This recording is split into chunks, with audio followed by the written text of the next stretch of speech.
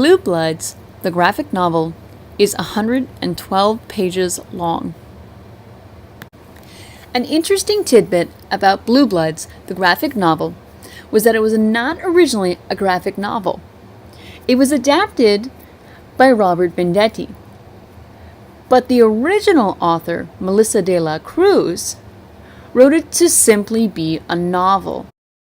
The graphic novel seems to flow very nicely in its page breaks. They usually space it out every 35 pages or so to do each of the acts. There is a solid story act. They started with Skylar. Skylar Von Halen is the main character of the story. She's a loner, but she's happy being a loner. It's based in New York City, and it starts off that when she's 15, her life is dramatically changed. A mosaic of blue veins appears on her arms, and she begins to have memories of another time and place. Now the story really begins to pick up. It really starts to go into its climax when a classmate is found dead at a nightclub. Everyone thinks that she was murdered and that it might have also been an accident. And there's one character in particular whose name is Jack Force, who actually knows the truth. And you don't start finding out about the truth until you get farther into the story. But in the beginning, this is how they started off. They really set the stage. There's little black boxes of information scattered with each new character, and it gives you a little tidbit of information, what their name is, maybe some of their interests. Skylar, dresses really grungy, and she doesn't care. There's another character who's a friend of hers that buys expensive clothes that look like they were bought from a discounted store. So this story really has a nice arc to it. It goes back to the beginning when you have that flashback, and when Skylar turns 15, she starts having these memories of the past. So the flashback gets tied in very nicely to the story. To the characters having a solid character arc, I definitely would say there is change. Skylar definitely does not stay in her loner stage. She breaks free because she wants to solve the mystery of who she is. She cannot be a loner anymore if she wants to find out who her true identity is. Other observations that I had while reading Blue Bloods, the graphic novel, that coincide what we've learned throughout these last 3 weeks in this course would have to be that I noticed that the words bubbles did not overwhelm me in this graphic novel. The dialogue was so well placed throughout this story that I didn't feel like I was being spoon-fed line after line. The images were doing more of the talking than the dialogue was. And I found it very refreshing, because if I were to actually sit down and read Melissa's novel after reading this graphic novel, I honestly don't think I would enjoy it.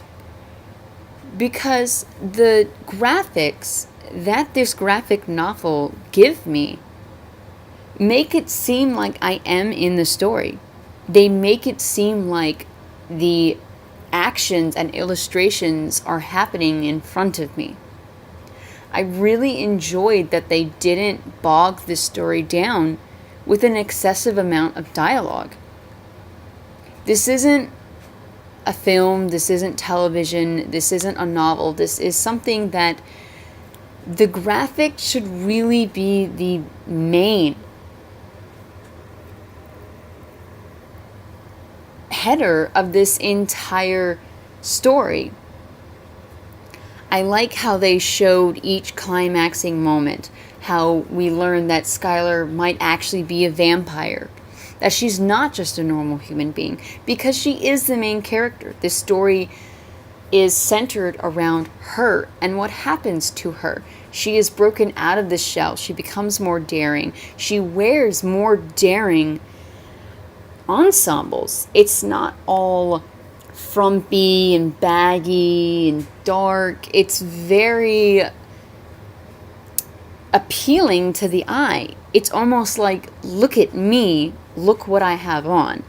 And in contrast, her old character really didn't want to be noticed. She wanted to blend in. She was a loner. So I love how they tie in the character development throughout this story. How Jack and his sister are battling each other. His sister wants to live her own life and wants to play by her own rules. I mean, which is really playing by no rules at all. Jack is bored of life and he just wants things to kind of go back to the way they were. And I really enjoy how they put all of this conflict together without making it seem too overwhelming. Because when you have all of this conflict and all of these characters coinciding with the flashbacks, it can be a little too much.